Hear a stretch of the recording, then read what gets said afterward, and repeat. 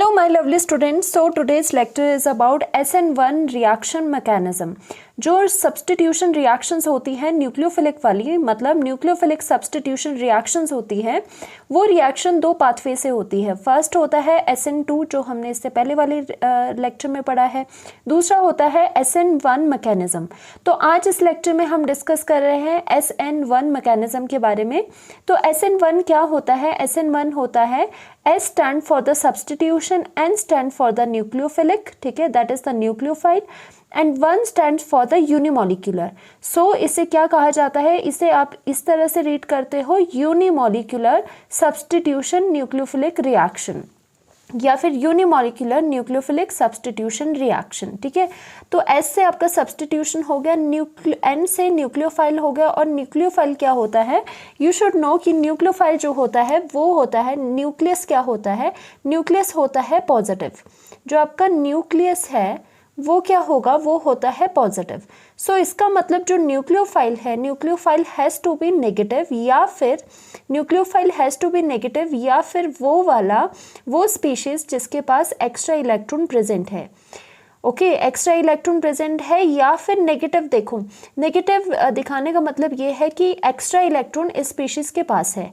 अब न्यूक्लियोफाइल ज़रूरी नहीं है कि नेगेटिवली चार्ज स्पीशीज ही होते हैं। Yes, nucleophile negatively charge species भी होते हैं, बट साथ ही साथ न्यूक्लियोफाइल कौन से होते हैं? न्यूट्रल एटम भी होते हैं जिन पे लोन पेयर होते हैं। तो ये न्यूक्लियोफाइल कौन से होते हैं? या तो नेगेटिवली चार्ज्ड होते हैं, ठीक है, नेगेटिवली चार्ज्ड होते हैं, या फिर क्या होते हैं? या फिर होते हैं न्यूट्रल स्पीशीज होती है, ठीक है, या तो न्यूट्रल स्पीशीज होती है विद लोन पेयर, क्योंकि हमारा लोन पेयर, क्योंकि क्या है, जो आपका ये न्यूक्लियोफाइल है, न्यूक्लियोफाइल इलेक्ट्रॉन रिच होता है, ठीक है, क्योंकि ये न्यूक्लियोफिलिक का मतलब क्या हुआ? Nucleus loving. फिलिक का मतलब क्या होता है? लविंग। तो फिलिक का मतलब क्या हो गया? लविंग, कि जो न्यूक्लियस को लव करता है या फिर न्यूक्लियस के लिए अफेक्शन जिसके पास होती है, दैट मीन्स न्यूक्लियस क्या होता है? पॉजिटिव, क्योंकि न्यूक्लियस में पॉजिटिव चार्ज होता है। तो इसका मतलब न्यूक्लियोफाइल क्या होगा? ऐसी स्पीशीज जो कि पॉजिटिव की तरफ अट्रैक्शन रखती होगी, इसीलिए इसे खुद क्या होना पड़ेगा? नेगेटिव होना पड़ेगा, यानी कि खुद इसके पास इलेक्ट्रॉन बहुत सफिशिएंट अमाउंट में होगा, या फिर एक्स्ट्रा अमाउंट में इसके पास इलेक्ट्रॉन होने चाहिए। ओके, तो इसमें SN1 जो आपकी मैकेनिज्म है, रिएक्शन मैकेनिज्म, उसमें हम क्या बोल रहे हैं कि ये जो सब्सटीट्यूशन न्यूक्लियोफिलिक सब्सटीट्यूशन रिएक्शन है, इसमें वही चीज़ होगी कि न्यूक्लियोफाइल अटैक करता है, ऐसे होता है। बट क्या है, ये यूनिमोलिक्यूलर रिएक्शन है। यूनिमोलिक्यूलर रिएक्शन का क्या मतलब हुआ? यूनिमोलिक्यूलर का क्या मतलब है? यूनिमोलिक्यूलर का मतलब है कि इसकी मॉलिक्यूलैरिटी, ठीक है, मॉलिक्यूलैरिटी कितनी है इसकी? इज इक्वल टू 1 है। एंड इसका जो ऑर्डर होता है इस SN1 का, वो भी ऑर्डर कितना होता है? ऑर्डर ऑफ द रिएक्शन 1 होता है, जैसे कि हम आगे अभी डिटेल में करने वाले हैं कि ये ऐसा क्यों हुआ। मॉलिक्यूलैरिटी देखो, मॉलिक्यूलैरिटी होती है कि कितने नंबर ऑफ जो मॉलिक्यूल है, ठीक है, मॉलिक्यूल है स्पीशीज के, वो कोलाइड कर रहे हैं, मतलब वो प्रोडक्ट बना रहे हैं, कितने मॉलिक्यूल्स आपके रिएक्टेंट के रिएक्शन में पार्टिसिपेट कर रहे हैं। तो इसका मतलब ये 1 है। और ये मॉलिक्यूलैरिटी और जो ऑर्डर है वो कभी इक्वल आते हैं, कभी ज़रूरी नहीं है कि इक्वल हो, बट यहाँ पे ये इक्वल इसलिए हो रहा है क्योंकि जो रेट डिटरमाइनिंग स्टेप है उसमें ये दोनों चीज़ें सेम होती है, जो आगे हम मैकेनिज्म में करेंगे। तो इसकी रिएक्शन अभी पहले लिख लेते हैं कि जो हमने मैकेनिज्म SN1 पढ़नी है वो किसके लिए, किस रिएक्शन के लिए पढ़नी है। तो ऑब्वियसली चैप्टर आपका अल्काइल हैलाइड वाला है, तो अल्काइल हैलाइड की रिएक्शन करनी है हमने विद एनी न्यूक्लियोफाइल। तो हम न्यूक्लियोफाइल के साथ रिएक्शन करेंगे। तो सबसे पहले यहाँ पर हमने एक ले लिया, हमने यहाँ सोचा हम इस तरह से 3 डिग्री टर्शरी यहाँ पे अल्काइल ले लेते हैं। टर्शरी क्या होता है? जिसमें कि जो ये कार्बन है वो फर्दर 1, 2 एंड 3 कार्बन से फर्दर और आगे जाके अटैच्ड है। एंड इसके साथ क्या है? इसके साथ यहाँ पे हमने सपोज कर दिया, इसके साथ यहाँ पे एक ब्रोमीन लगा दिया। तो ये जो स्पीशीज़ हुई, ये स्पीशीज़ है, उसका नाम क्या हुआ? टर्शरी ब्यूटाइल, ठीक है, ये कॉमन नेम है, टर्शरी ब्यूटाइल ब्रोमाइड, ठीक है, ब्रोमाइड। जो ये सेकेंडरी टर्शियरी वगैरह नॉमेनक्लेचर में लगता है वो लगता है आपका किसमें, कॉमन नेम्स में।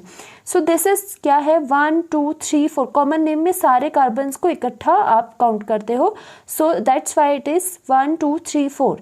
ब्यूटाइल, टर्शियरी ब्यूटाइल की 3 डिग्री है। टर्शियरी का मतलब क्या होता है कि ये कार्बन 3 डिग्री है, तो इसलिए लिखा टर्शियरी ब्यूटाइल ब्रोमाइड।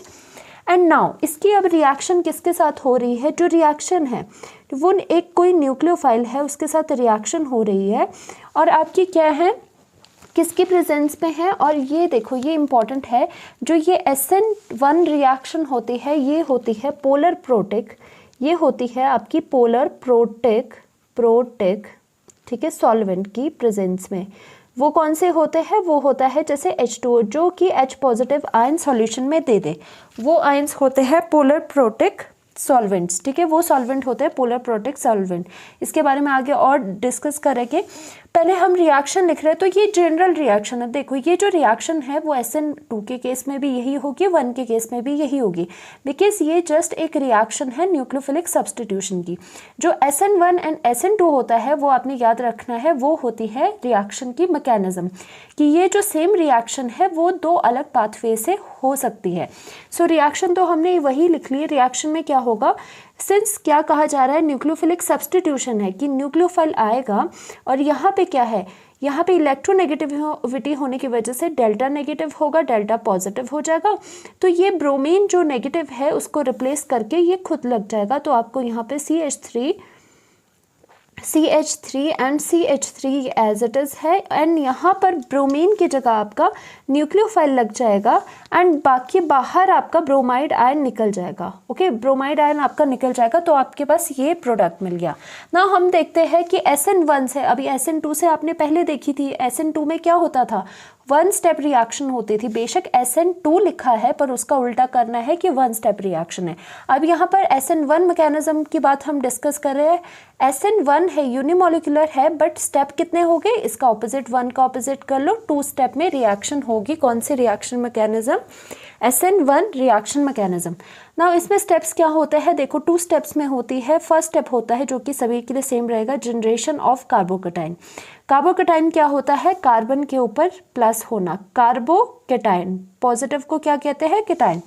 इसीलिए जनरेशन ऑफ सबसे पहले कार्बोकेटाइन करते हैं, तो वही लेते हैं हमने लिया टर्शियरी ब्यूटाइल ब्रोमाइड ही लगे। ठीक है, देखो यहाँ पर इस वाले में मैं इसकी स्टीरियो केमिस्ट्री नहीं बता रही हूँ, जैसे पीछे हमने इन्वर्जन वगैरह डिस्कस करा था, उसके लिए अलग से आपका एक वीडियो आएगी जिसमें कि सारा इसके बाद डिस्कस होगा। ठीक है, इसीलिए अभी सिर्फ हम मैकेनिज्म कर रहे हैं कि SN1 की होती कैसी है। सपोज हमने, तभी मैंने यहाँ पे डैश और वेज में नहीं दिखाया, ठीक है, क्योंकि स्टीरियो केमिस्ट्री वाला जो लेक्चर होगा वो इसके लिए बहुत बड़ा होगा, इसीलिए उसको अलग से वीडियो में डिस्कस करेंगे। Now this is the tertiary butyl bromide, और यहाँ पर आपका ब्रोमाइड लगा है। अब क्या होता है, फर्स्ट स्टेप में जनरेशन ऑफ कार्बोकेटाइन होता है, तो इसीलिए जो आपका सबस्ट्रेट होता है, सबस्ट्रेट क्या होता है जिस पे रिएक्शन हो रही है, उसका क्या होता है, वो एक रिवर्सिबल स्टेप होता है। और यहाँ पर क्या होता है, यहाँ पर ये जो ब्रोमीन है ये डेल्टा नेगेटिव है एंड डेल्टा पॉजिटिव है ड्यू टू इलेक्ट्रोनेगेटिविटी डिफरेंस। यहाँ से ये ब्रोमीन निकल जाता है, ठीक है, ये ब्रोमीन निकल जाएगा, और किसकी वजह से होगा, ये polar protic solvent like water. ठीक है, पोलर प्रोटिक सॉल्वेंट। ठीक है, सॉल्वेंट जैसे कि एग्जाम्पल वाटर भी हो सकता है, अल्कोहल भी हो सकता है। देखो पोलर प्रोटिक सॉल्वेंट्स क्या होते हैं, पोलर हो गए, एक तो पोलर हो गए, पोलैरिटी होगी, yes water is a polar protic solvent क्योंकि O एंड H के बीच पोलैरिटी भी है। और यहाँ पर क्या है, ये प्रोटेक्ट है क्योंकि ये H पॉजिटिव भी इजीली दे सकता है। ठीक है, तो चाहे यहाँ पे लिखो चाहे ना लिखो, समटाइम्स लिखा होता है, नहीं भी लिखा होता है, तो अंडरस्टूड होता है कि ये वाला सॉल्वेंट है यहाँ पर पोलर प्रोटिक सॉल्वेंट। उसकी वजह से क्या होता है, यहाँ पे बॉन्ड टूट जाता है एंड आपके पास एक स्पीशीज़ बन जाती है, जो कि होती है कार्बोकेटाइन। देखो यहाँ पे ब्रोमीन निकल जाएगा, तो कार्बन के साथ जो CH3 है वो कुछ इस तरह से आएंगे। अब जब ये पूरा यहाँ से निकल गया, हम पार्शियल नहीं, हम पूरा निकालने की बात कर रहे हैं, जब यहाँ से पूरा ये निकल गया तो कार्बन पे अब पार्शियल पॉजिटिव ना आके इसमें पूरा का पूरा पॉजिटिव चार्ज आ जाएगा, एंड यहाँ पर जो ब्रोमीन निकल रहा है उस पर भी ब्रोमीन के ऊपर पूरे के पूरा नेगेटिव चार्ज आ जाएगा। Now this species is very important because it is known as carbocation, carbocation. और ये क्या होता है, ये होता है इंटरमीडिएट, और हमेशा हमारा इंटरमीडिएट स्टेबल होना चाहिए, क्योंकि अगर ये वाली स्पीशीज स्टेबल होगी, इंटरमीडिएट स्टेबल होगा, तभी तो आगे रिएक्शन जाएगी। मान लो अगर ये स्टेबल होगा तभी तो रिएक्शन यहाँ से यहाँ आ रही है। तो हमेशा याद रखना है कि जब भी कार्बोकैटायन, मतलब जब भी आपका इंटरमीडिएट जो भी होगा, दैट शुड बी स्टेबल। और यहाँ पर एक और चीज़ है, अगर देखो स्टीरियोकेमिस्ट्री में भी हम ये बात करेंगे, यहाँ पर दोबारा कर लेते हैं कि देखो कि यहाँ पर कार्बन के साथ यहाँ पे CH3 है। सपोज अगर ये इस तरह से हो गए, यहाँ पे कार्बन के साथ सपोज इस तरह से थे ये, मतलब CH3 एंड CH3 इस तरफ को थे एंड यहाँ पे ब्रोमीन था। तो फर्स्ट स्टेप में जो कि रिवर्सिबल है ये जनरेशन ऑफ कार्बोकैटायन, तो यहाँ से ब्रोमीन निकल गया, ब्रोमीन नेगेटिव यहाँ से निकल गया, और जो ये कार्बोकैटायन है ये बना। अब क्या होगा, देखो इसमें क्या हो रहा है, ब्रोमीन अगर निकल गया, ये पहले कैसे था, ये ऐसे था, ठीक है, जो आपके 3 थे, 3 ये जो अल्काइल ग्रुप है वो इस तरह से थे, इस तरफ को मुड़े हुए थे, ठीक है, देखो इस तरफ को मुड़े हुए थे ये वाले। और ब्रोमीन क्या था, ब्रोमीन यहाँ पर लगा हुआ था, ठीक है, ब्रोमीन इसके बैक साइड में लगा हुआ था, बिल्कुल ये सिनेरियो बना रही हूँ। अब क्या हुआ, जैसे ही ब्रोमीन निकल गया, ठीक है, ब्रोमीन Br नेगेटिव की फॉर्म में निकल गया, तो ये 3 जो ग्रुप्स है कार्बन के, ये सीधा होना शुरू करके और ये प्लेनर फॉर्म में आपके कार्बोकैटायन बनाएंगे। Got it. देखो यहाँ पर ये क्या थे, यहाँ पे इस तरह से थे, ठीक है, इस तरह से हुए हुए थे, टेट्राहेड्रल शेप में, इस तरह से होता है कार्बन की टेट्राहेड्रल शेप। अब क्या हुआ, जैसे ही ये निकल गया, इन्हें स्पेस मिल गया, तो ये बिल्कुल क्या हो गए, ये बिल्कुल फैल गए और बिल्कुल अच्छे पोजीशन में प्लेन में आ गए, एक ही प्लेन में आ गए। तो वही बताया जा रहा है कि यहाँ पे ये एक प्लेन में आ गए, ये देखो एक ही प्लेन में है, मतलब एक ही प्लेन ऑफ पेपर में है। तो ये कार्बोकैटायन होगा, कार्बोकैटायन की ये जो ज्योमेट्री होगी यहाँ पे वो कौन सी होगी, trigonal planar. Okay, this is the trigonal planar geometry. और कार्बन की हाइब्रिडाइजेशन यहाँ पे क्या होगी, sp2। क्योंकि sp2 क्यों हुई, क्योंकि ये कितने सिग्मा बॉन्ड बना रहा है कार्बन, 1, 2 एंड 3।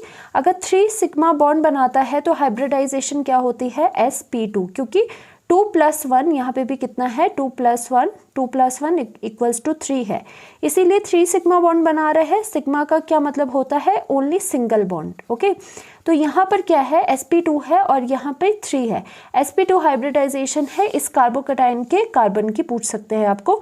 और इसकी ज्योमेट्री क्या है, geometry is the trigonal planar की, ट्राइगोनल बनाया है ट्राइपॉड की तरह, और ये प्लेनर है, एक ही प्लेन में है। और आपने देख लिया ऐसा क्यों होता है। ओके, तो इम्पॉर्टेंट चीज़ यहाँ पे क्या है, ये वाला जो स्टेप है ये होता है स्लो स्टेप, ठीक है, this is the slow step, this is the slow step, very very important thing. ये स्टेप स्लो है आपका, इसका मतलब इंपॉर्टेंट है। देखो ये स्लो स्टेप में मैं इंपॉर्टेंट लिख लेती हूँ, this is the slow step, that means slow step क्या होता है, rate determining step. Slow step क्या होता है, slow step is the rate determining step, ठीक है, यहाँ पे क्या है, ये रेट डिटरमाइनिंग स्टेप होता है। मतलब वो स्टेप, देखो जब भी कोई रिएक्शन मल्टीपल स्टेप में होती है, रिएक्शन मैकेनिज्म, तो रेट ऑफ द रिएक्शन कौन डिसाइड करता है, वो स्टेप जो कि स्लोली प्रोसीड हो रहा है, या फिर वो स्टेप जो कि बहुत ही स्लो है, वो रेट डिटरमाइनिंग स्टेप होता है। और उसी स्टेप से हम रेट लिखते हैं और ऑर्डर भी उसी स्टेप से हमें पता चलता है, ठीक है। अभी उसकी बात करेंगे, नेक्स्ट स्टेप में बात करते हैं। देखो एक चीज़ आ गई, जो कार्बोकैटायन है वो तो आपका क्या है, बन गया है यहाँ पे फर्स्ट में। अब क्या है, जो कार्बोकैटायन है उसी में न्यूक्लियोफिलिक अटैक होता है सेकेंड स्टेप में। तो हम बनाते हैं सेम, अब देखो हमने ये सेम बना दिया, दिस इज द CH3, ठीक है, CH3 ये वाला लिया है हमने, CH3 एंड यहाँ पर पॉजिटिव है, दिस इज द कार्बोकैटायन। अब जो ये न्यूक्लियोफाइल है, न्यूक्लियोफाइल अटैक करेगा, एंड देखो अब इसको अटैक करने के लिए 2 साइड्स है। जैसे पीछे वाले में जो SN2 वाले में हमने अटैक करा था, वो हमने बैक साइड अटैक किया था, क्योंकि हमारे पास नेगेटिव की रिपल्शन हो रही थी। बट यहाँ पर क्या है, यहाँ पर बिकॉज ये जो कार्बोकैटायन है ये प्लेनर है, ये इस तरह से प्लेनर है, देखो इस तरह से प्लेनर होता है कार्बोकैटायन। प्लेनर मतलब ये कार्बोकैटायन है, इसमें 1, 2 और 3, देखो यहाँ डॉट डॉट और डॉट में अगर लगा रही हूँ तो ये क्या है, ये कार्बन है बीच में, ठीक है, यहाँ पर CH3 लगे हैं, ठीक है। और उसमें क्या हो जाएगा कि यहाँ पर यहाँ पर आपका बिकॉज ये आपका प्लेनर है, सो जो न्यूक्लियोफाइल अटैक करेगा, nucleophile can attack from the above से भी अटैक कर सकता है एंड बिलो से भी आपका अटैक कर सकता है। न्यूक्लियोफाइल ऊपर से अटैक करेगा, उससे अलग प्रोडक्ट बनेगा। न्यूक्लियोफाइल नीचे से अटैक कर रहा है, क्योंकि दोनों पॉसिबिलिटी, अब तो कहीं स्टेरिक हिंड्रेंस भी नहीं है, तो दोनों पॉसिबिलिटी से दो प्रोडक्ट बनते हैं हमारे। तो हम इसे जो ये दो प्रोडक्ट बन रहे हैं वो स्टीरियोकेमिस्ट्री में अच्छे से डिस्कस करेंगे, बट यहाँ पे सिर्फ हम अभी मैकेनिज्म बता रहे हैं। सो न्यूक्लियोफाइल अटैक करेगा, जस्ट अभी हम सिर्फ अटैक का प्रोडक्ट ही बता रहे हैं। तो हम यहाँ पे CH3 जो है उसे हम कहीं पर भी लिख रहे हैं, डैश एंड वेज की फॉर्म में नहीं लिख रहे हैं। सो न्यूक्लियोफाइल हमने यहाँ पर लिख लिया। Okay, now this is also important चीज़ क्या है, SN2 में क्या होता था, इन्वर्जन इन कॉन्फ़िगरेशन होती थी आपकी। इन्वर्जन इन कॉन्फ़िगरेशन होती थी कि ऐसा है अम्ब्रेला की तरह, तो प्रोडक्ट आपका कैसा बन जाता था, ग्रुप्स इधर को चले जाते थे। बट इसकी स्टीरियोकेमिस्ट्री ऑल टुगेदर डिफरेंट है, वो हम किसी और लेक्चर में करेंगे। फिलहाल आप ये समझ लो कि यहाँ पे जो प्रोडक्ट बनेंगे वो दो प्रोडक्ट बनते हैं। अभी हम नहीं दिखा रहे क्योंकि स्टीरियोकेमिस्ट्री हम नहीं बता रहे यहाँ पे, बट हम हमेशा यहाँ पे लिखेंगे कि रेसमिक मिक्सचर हमें मिलेगा। we will get the racemic mixture in the product side। Okay, so ये वाली चीज़ें अभी तक कितना याद रख लो। रेसमिक मिक्सचर कैसे बनेगा, क्या मिलेगा। रेसमिक मिक्सचर में बेसिकली होता क्या है, दो कंपाउंड्स होंगे जो अलग अलग कॉन्फ़िगरेशन के होंगे, जो कि एक दूसरे की मिरर इमेज होगी, वैसे दो प्रोडक्ट आइडेंटिकल बनते हैं। आइडेंटिकल नहीं, मिरर इमेज रिलेशनशिप होता है दोनों में, वैसे प्रोडक्ट बनते हैं, जो कि हम बहुत अच्छे से डिस्कस करेंगे नेक्स्ट लेक्चर में।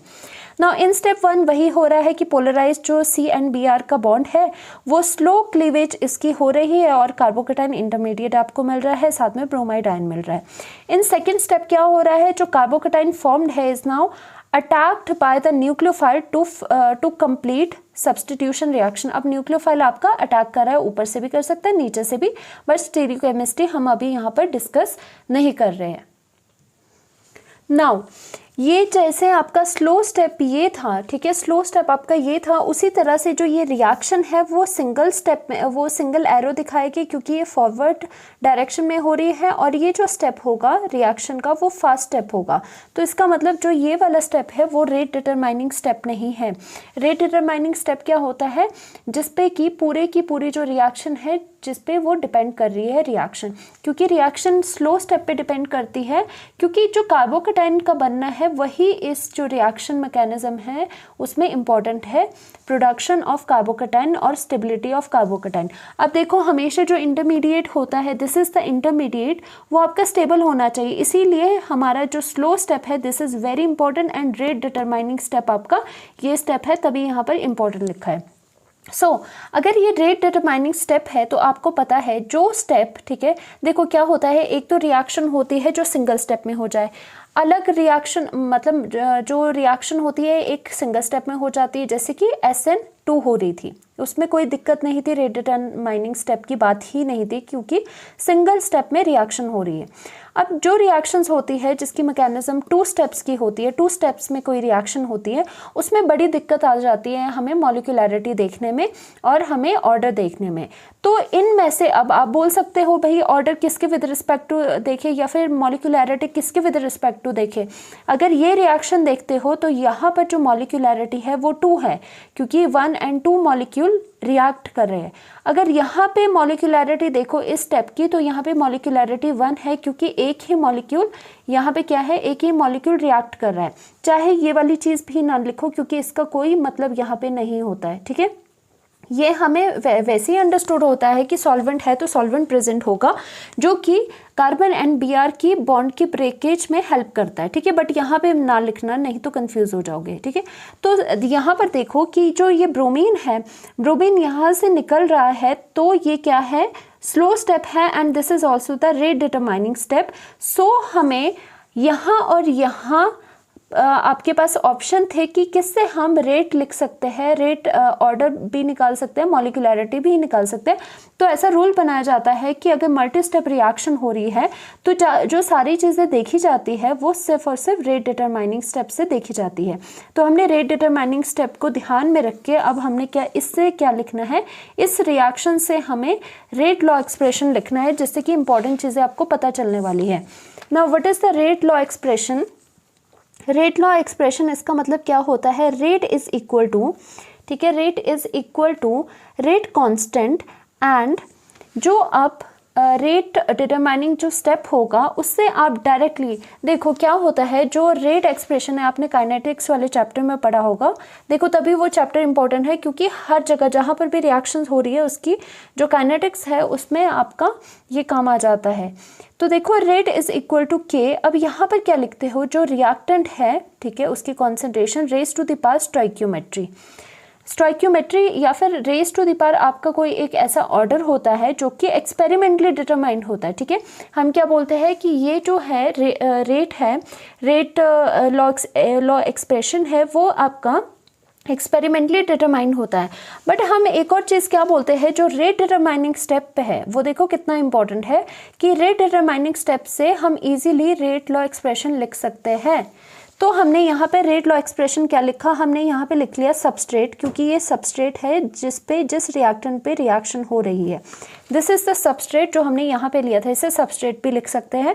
सबस्ट्रेट है, दूसरा कोई मॉलिक्यूल है नहीं, न्यूक्लियोफाइल है नहीं, तो रेट जो है वो K इंटू सबस्ट्रेट आएगा और सबस्ट्रेट का मॉलिक्यूल 1 है, तो आपने यहाँ पे रेज टू द पावर इसके 1 लिख लिया। ओके, तो 1 लिख लिया। तो नाउ यहाँ से क्या पता लग सकता है, हमारा ऑर्डर क्या आ जाएगा। ऑर्डर क्या होता है, जो रेट लॉ एक्सप्रेशन होता है उसमें जो कॉन्सेंट्रेशन की रेज टू द पावर्स होती है वो उसका सम आपका ऑर्डर होता है। तो यहाँ पे सिर्फ 1 है तो आपने ऑर्डर 1 लिख लिया। अब मॉलिक्यूलैरिटी क्या होगी, मॉलिक्यूलैरिटी क्या होगी, मॉलिक्यूलैरिटी रेट डिटरमाइनिंग स्टेप में ये मॉलिक्यूलैरिटी है, this is a single step. अब इसकी मॉलिक्यूलैरिटी भी क्या होगी, कितने मॉलिक्यूल्स रिएक्ट करें, ओनली 1 मॉलिक्यूल, इसीलिए यहाँ पे मॉलिक्यूलैरिटी भी 1 आ गई। तो वैसे ये बाय चांस हो रहा है कि ये 1-1 आ रहा है इन द किसमें, अगर आपकी जो रिएक्शन है वो मल्टी स्टेप में रिएक्शन हो रही है। तो ये चीज़ें हमें यहाँ से पता चली कि जो रेट है, इसका मतलब हमने देखा जो रेट है वो किस पे डिपेंड कर रहा है, सबस्ट्रेट की कॉन्सेंट्रेशन पे डिपेंड कर रहा है, not on the concentration of the nucleophile. So we will do the some important points about the SN1 mechanism. So first point is that SN1 reaction mechanism takes place in 2 steps. सबसे पहले reaction जो है वो 2 steps में होती है। SN1 है तो उसका ऑपोजिट करो कि 2 स्टेप में रिएक्शन हो रही है। फर्स्टली कार्बोकेटाइन जनरेट हो रहा है, उसके बाद न्यूक्लियोफाइल अटैक कर रहा है। फर्स्ट स्टेप में क्या होगा, जनरेशन ऑफ कार्बोकेटाइन, जो कि आपका स्लो स्टेप है। This is very very important, this is very important कि जो स्लो स्टेप होता है वो क्या होता है, रेट डिटरमाइनिंग स्टेप होता है। सो दिस स्टेप जो कि जनरेशन ऑफ कार्बोकेटाइन था वो रेट डिटरमाइनिंग स्टेप हमारा बन गया है। इसीलिए जो जनरेशन ऑफ कार्बोकेटाइन है या फिर कार्बोकेटाइन की स्टेबिलिटी है वो हमारे पास SN1 में बहुत इंपॉर्टेंट हो जाती है। और जो क्वेश्चन आपके हैं, क्वेश्चन जनरली कार्बोकेटाइन से ही आते हैं। बताया जाता है कि बताओ कौन सा कार्बोकेटाइन स्टेबल होगा, कौन सा नहीं होगा, SN1 किस में ज़्यादा तेज़ी से होगी या फिर स्लो स्पीड से होगी, इस तरह के क्वेश्चन आपको पूछे जाते हैं। Third point is we know that from rate determining step we can write the rate law expression directly। वही चीज़ जो पहले करी है हमने कि जो स्लो स्टेप था, ठीक है, स्लो स्टेप था, उससे हम रेट लॉ को हम लिख सकते हैं, रेट लॉ एक्सप्रेशन को। Now rate is equal to K and the concentration of the substrate and उस स्टेप में जो सबस्ट्रेट था उसकी जो स्टोइकियोमेट्री थी, मतलब कोफिशिएंट था, वो कितना था, 1 था। वैसे देखो मैं फिर से बता दूं कि जो रेट लॉ एक्सप्रेशन होता है उसमें जो ये पावर्स होती हैं वो हम डायरेक्टली रिएक्शन देख के नहीं लिख सकते, वो एक्सपेरिमेंटली डिटरमाइंड होती है हमेशा। पर in the case of rate determining step, क्योंकि रेट डिटरमाइनिंग स्टेप के अलग ही एडवांटेजेस होते हैं, उससे हम डायरेक्टली रेट लॉ एक्सप्रेशन लिख सकते हैं। Got it? Now that means the rate of SN1 only depends upon the substrate की कॉन्सेंट्रेशन। देखो रेट का मतलब क्या होता है, रिएक्शन की स्पीड, SN1 की स्पीड। तो इसका मतलब rate of the SN1, speed of the SN1 सिर्फ और सिर्फ किस पे डिपेंड करेगी, सबस्ट्रेट पे। न्यूक्लियोफाइल का इसका मतलब SN1 में ज़्यादा रोल नहीं होता है, इसीलिए हमने यहाँ पे लिखा means rate of SN1 only depends upon the substrate not on the nucleophile. Nucleophile पे डिपेंड नहीं करता SN1 की रिएक्शन का रेट, ओनली सबस्ट्रेट पे करता है। देखो नेक्स्ट स्टेप इसी से रिलेटेड है, since rate of SN1 does not depend upon the nucleophile, जैसे कि हमने यहाँ पर देख पा रहे हैं, ठीक है, रेट लॉ एक्सप्रेशन में हम यहाँ पर देख पा रहे हैं। तो इसका मतलब कि जो न्यूक्लियोफाइल होगा, न्यूक्लियोफाइल जो SN1 में यूज़ होगा वो वीक न्यूक्लियोफाइल यूज़ होगा, क्योंकि स्ट्रॉन्ग न्यूक्लियोफाइल अगर ले गए हम तो वो रिएक्शन कौन सी हो जाएगी, वो SN2 रिएक्शन हो जाएगी पिछली वाली। उसमें क्या होता था, स्ट्रॉन्ग न्यूक्लियोफाइल लगता था, न्यूक्लियोफाइल का काम हो रहा है, क्योंकि यहाँ पे रेट लॉ एक्सप्रेशन में SN2 के केस में यहाँ पे सबस्ट्रेट के साथ न्यूक्लियोफाइल भी आता था। सो इस केस में तभी आपको वीक न्यूक्लियोफाइल लेने पड़ेंगे। दूसरी चीज़ यहाँ पर जो ये ऑर्डर है जो हमने पहले भी करा है, ऑर्डर इज़ 1 फॉर SN1, तो इसका मतलब दैट मीन्स कि जो SN1 मैकेनिज्म है is first order kinetics, first order kinetics, okay, it is a first order kinetics, order उसका फर्स्ट है, मॉलिक्यूलैरिटी भी 1 है। ना वीक न्यूक्लियोफाइल की अगर बात कर दी, आपको पता चल गया होगा कि इसमें आप वीक न्यूक्लियोफाइल क्यों लेते हैं। वीक न्यूक्लियोफाइल इसीलिए लेते हैं क्योंकि जो रेट है वो न्यूक्लियोफाइल के ऊपर डिपेंड नहीं करता है, तो न्यूक्लियोफाइल हमें उतना ज़्यादा स्ट्रॉन्ग नहीं लेना है। स्ट्रॉन्ग अगर लिया तो वो कौन सी रिएक्शन हो जाएगी, SN2 में वो चला जाएगा ना, इसीलिए वीक न्यूक्लियोफाइल का पता होना चाहिए स्ट्रॉन्ग कौन से होते हैं एंड आपके वीक न्यूक्लियोफाइल कौन से होते हैं। वीक न्यूक्लियोफाइल जनरली कौन से होते हैं, न्यूट्रल न्यूक्लियोफाइल्स। जो न्यूक्लियोफाइल जो न्यूट्रल होते हैं वो आपके वीक न्यूक्लियोफाइल्स में आते हैं। फॉर एग्जाम्पल जैसे कि वाटर H2O। अब क्या है, देखो न्यूक्लियोफाइल का क्या मतलब होता है, बेसिकली जो ये NU नेगेटिव लिखते हैं ना, इसका मतलब होता है नेगेटिव स्टैंड करता है कि ज़्यादा इलेक्ट्रॉन है, एक्सेस में इलेक्ट्रॉन है, मतलब स्पीशीज आपकी इलेक्ट्रॉन रिच है। तो न्यूक्लियोफाइल नेगेटिवली चार्ज भी हो सकते हैं और आपके न्यूट्रल भी हो सकते हैं, और न्यूट्रल में क्या होना चाहिए, आपके पास लोन पेयर्स होने चाहिए। तो जो ये लोन पेयर्स वाले और विदाउट जो आपके नेगेटिव वाले न्यूट्रल न्यूक्लियोफाइल्स होते हैं वो आपके यूजुअली वीक न्यूक्लियोफाइल्स होते हैं, जैसे कि वाटर हो गया, जैसे कि अल्कोहल हो गया ROH, ठीक है, अल्कोहल हो गया, और थर्ड आता है आपका carboxylic acid RC+O and OH, okay.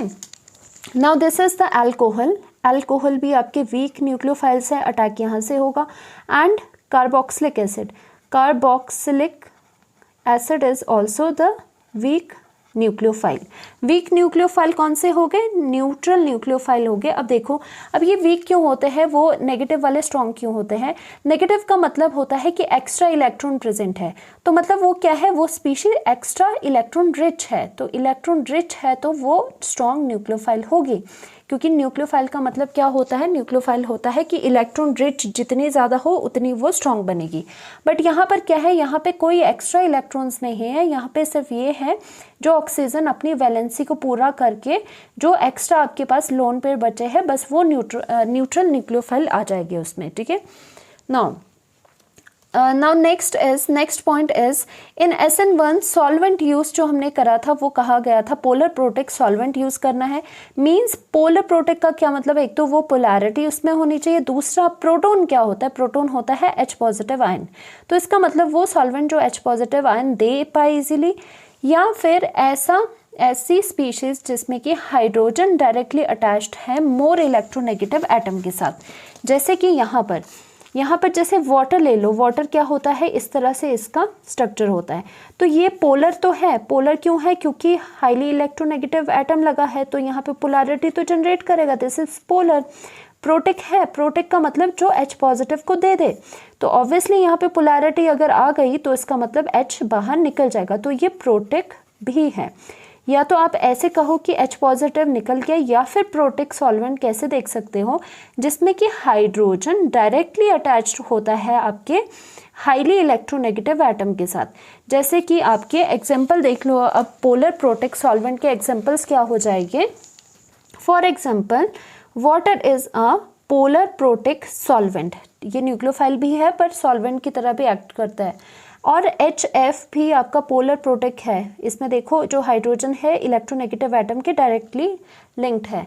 बाकी आपका CH3CH2OH आपका ये क्या हो गया, इथेनॉल भी हो सकता है, और आपका NH3 अमोनिया भी हो सकता है, एंड आपका क्या कार्बोक्सिलिक एसिड CH3COOH भी आपका पोलर प्रोटिक सॉल्वेंट्स हो सकते हैं।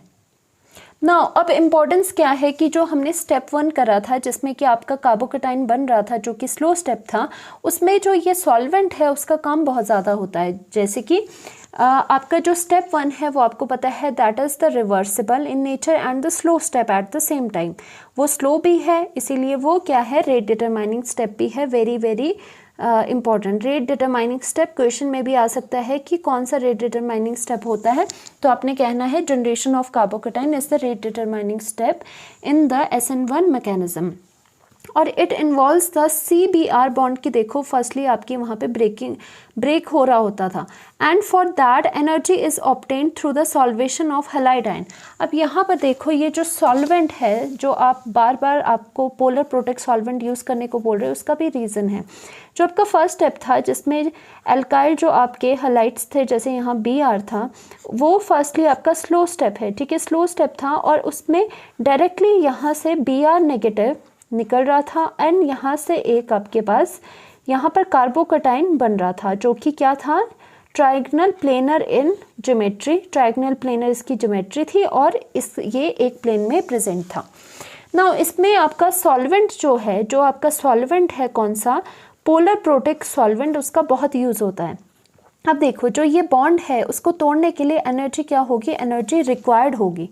ओके, एनर्जी रिक्वायर्ड होगी, तो एनर्जी कहाँ से आएगी, आपकी एनर्जी आएगी जब आपका ये जो सॉल्वेंट है, पोलर प्रोटिक सॉल्वेंट क्या होता है, जो H पॉजिटिव आयन दे दे, ठीक है, ये तो पता है आपको, यहाँ तो कोई कन्फ्यूजन नहीं होनी चाहिए। पोलर प्रोटिक सॉल्वेंट होता है जो कि H पॉजिटिव आयन आपको दे दे।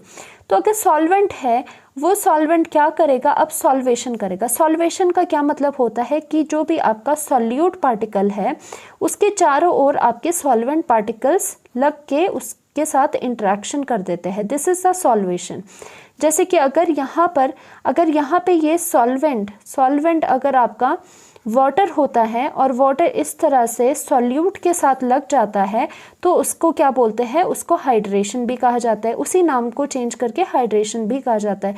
तो ये सॉल्वेशन और हाइड्रेशन एक ही तरह के फिनोमिनास है, बट क्या है पर्टिकुलरली, अगर सॉल्वेंट क्या होता है जिसमें कि आप रिएक्शन को डाल रहे हो, ठीक है, जो मीडियम प्रोवाइड करता है रिएक्शन होने के लिए।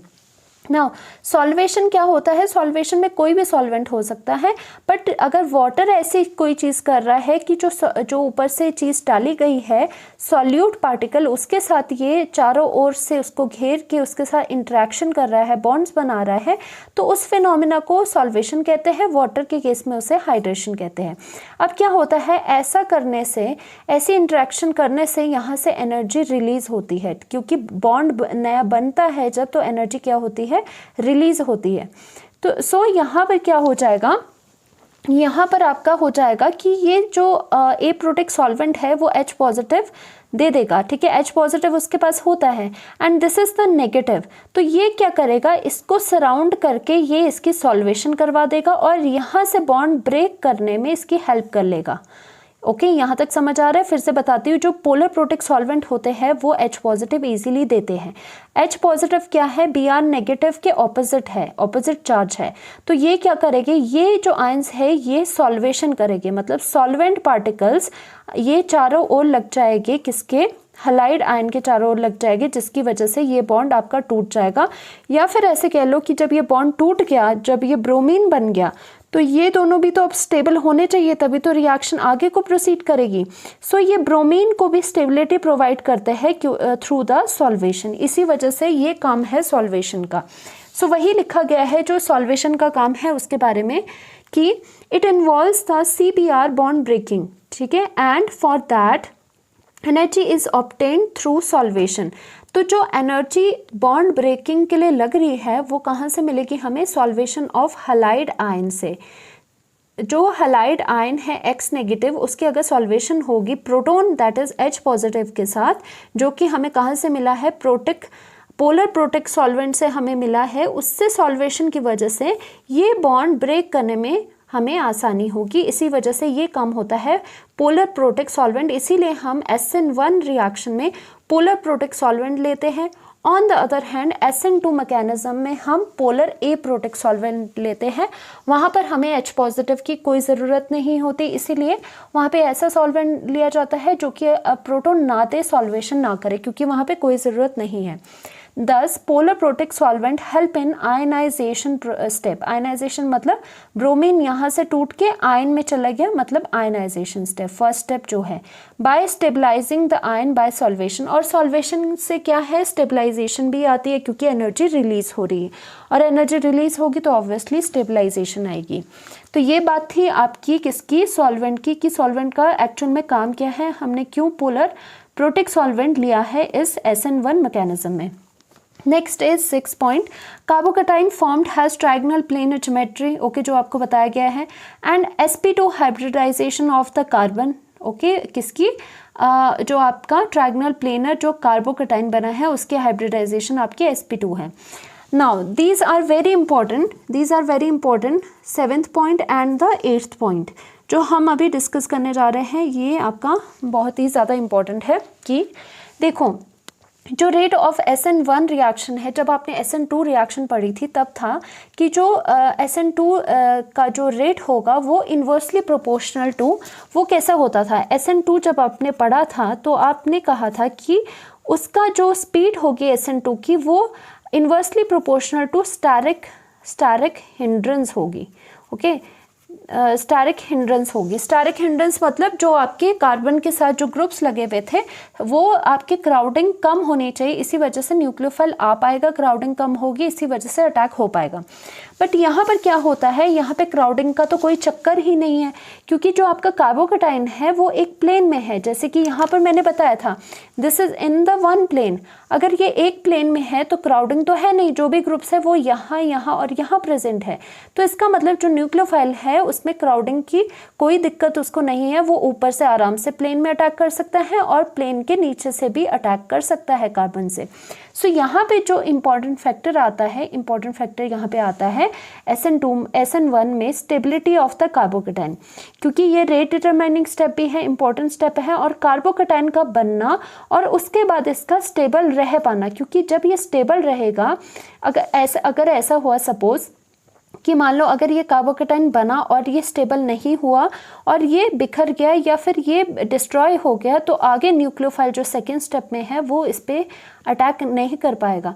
इसीलिए कार्बोकटाइन की जनरेशन और कार्बोकटाइन की स्टेबिलिटी सबसे इंपॉर्टेंट होती है किस केस में, SN1 रिएक्शन में। हमेशा याद रखना, SN जो 2 रिएक्शन थी उसमें क्या थी, उसमें स्टेरिक हिंड्रेंस थी। SN1 में क्या है, SN1 में है स्टेबिलिटी ऑफ कार्बोकटाइन। तो यहाँ पे वही लिखा है कि रिएक्शन जो रेट ऑफ SN1 है वो डिपेंड करता है स्टेबिलिटी ऑफ कार्बोकटाइन में। तो स्टेबिलिटी ऑफ कार्बोकटाइन, सबसे पहले तो कार्बोकटाइन जो है वो कौन कौन से स्टेबल होते हैं आपको ये पता होना चाहिए। तो जो 3 डिग्री कार्बोकटाइन होता है, मैं यहाँ लिखती हूँ, जो 3 डिग्री कार्बोकटाइन होता है, कार्बोकेटाइन होता है, वो ज़्यादा स्टेबल होता है then that of the 2 degree carbocation, then that of the 1 degree carbocation और CH3 मिथाइल कार्बोकटाइन से। अब 1 डिग्री कार्बोकटाइन क्या होते हैं, 3 डिग्री कार्बोकटाइन क्या होते हैं।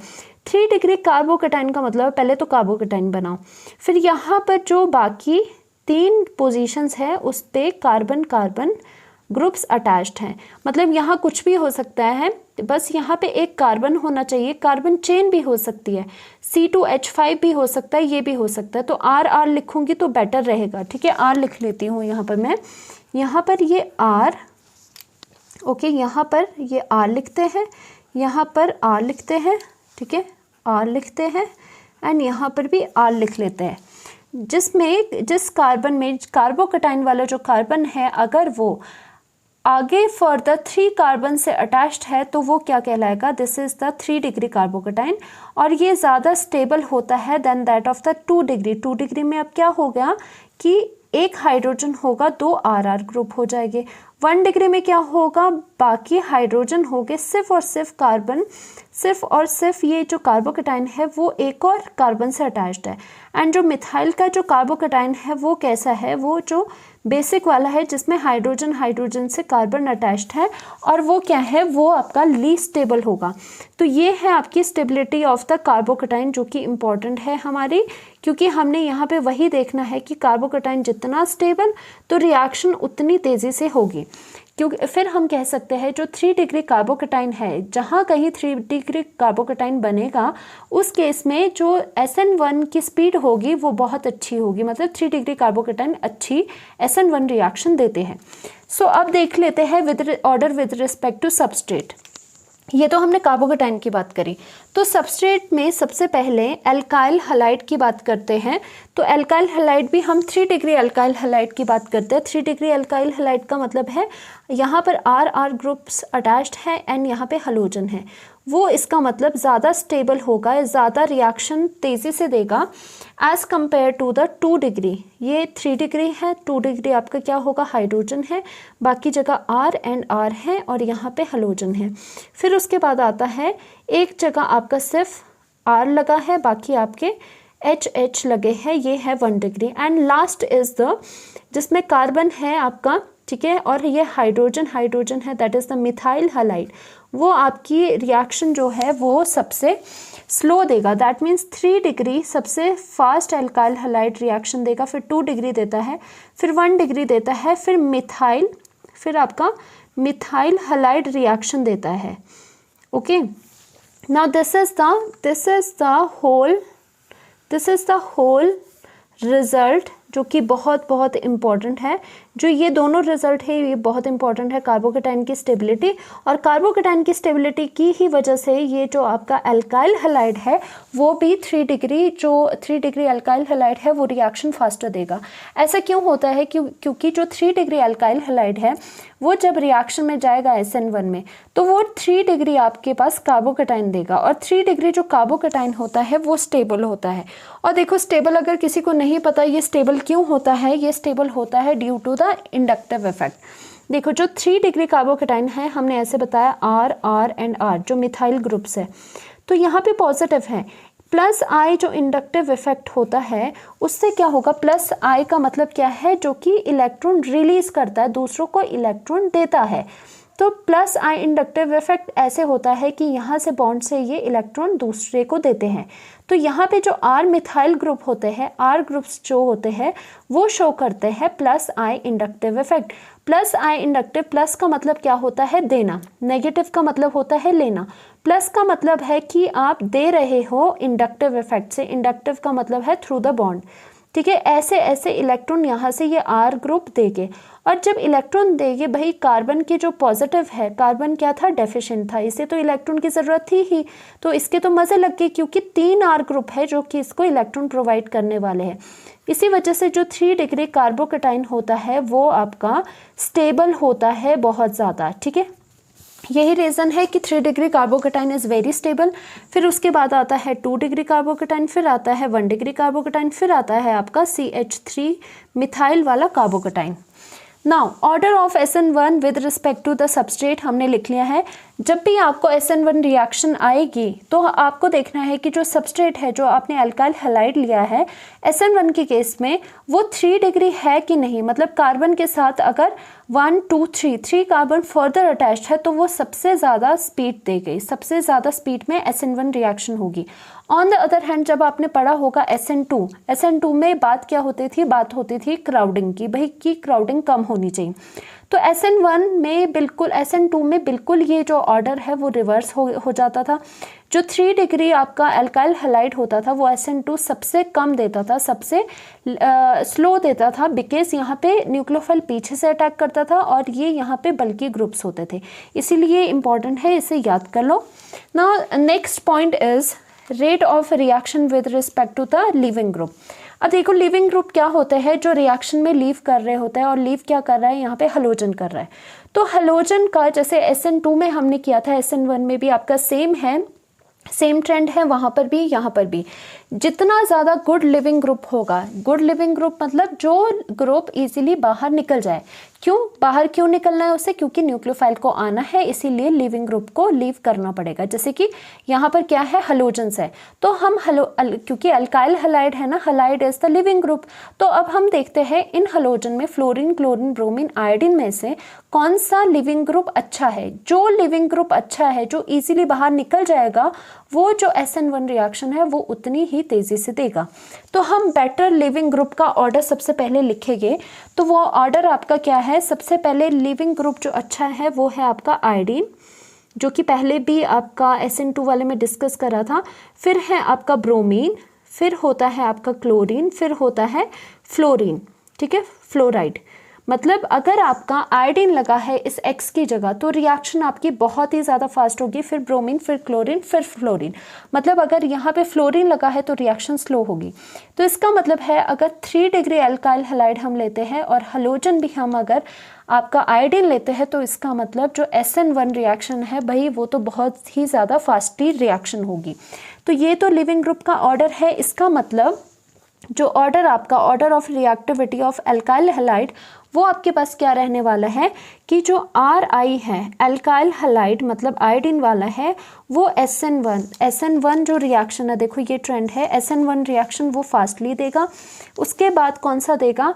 RBr अल्काइल ब्रोमाइड, उसके बाद alkyl chloride and then alkyl fluoride सबसे स्लो रिएक्शन देगा। तो ये आपका ऑर्डर है अल्काइल हैलाइड्स का, ठीक है, कि कौन से अल्काइल हैलाइड कैसे रिएक्शन देते हैं। And leaving group I negative क्यों अच्छा होता है ये भी पहले वाले लेक्चर में बताया गया है, क्योंकि I क्या होता है, I का साइज ज़्यादा होता है। तो R और I के बीच का बॉन्ड जो है वो आपका बहुत लेंदी हो जाता है, बहुत लंबा हो जाता है, क्योंकि I जो है वो साइज़ में बहुत बड़ा है। I नेगेटिव जो है वो साइज़ में बहुत बड़ा है, I जो है साइज़ में बड़ा है। बड़ा होने की वजह से यहाँ पे बॉन्ड लेंथ ज़्यादा हो जाएगी, इजीली ब्रेक हो जाएगा। तो एज अ I नेगेटिव ये इजीली बाहर को निकल जाएगा। इसी वजह से ऑर्डर आपका ये है, जो कि this trend is same for the SN1 and SN2। दोनों ही SN1 SN2 में ये ट्रेंड तो सेम है, बट ये वाला जो ट्रेंड था वो अलग है। पीछे जो SN2 करा है उसमें क्राउडिंग वाला फैक्टर डोमिनेट करता है और यहाँ पे डोमिनेट करता है स्टेबिलिटी ऑफ कार्बोकेटाइन। और आपको पता है स्टेबिलिटी ऑफ कार्बोकेटाइन थ्रू कैसे होती है, थ्रू द इंडक्टिव इफेक्ट। यहाँ पे R से क्या होगा, इलेक्ट्रॉन ये रिलीज करेगी। देखो ये यहाँ पे 2 ही R इलेक्ट्रॉन इसको दे रहे हैं, यहाँ पे 3 R इसको इलेक्ट्रॉन दे रहे हैं, तो ये ज़्यादा स्टेबल है। और यहाँ पे सिर्फ 1 R है जो यहाँ पे इसकी डेफिशिएंसी को कंप्लीट कर रहा है, इसीलिए कम स्टेबल है।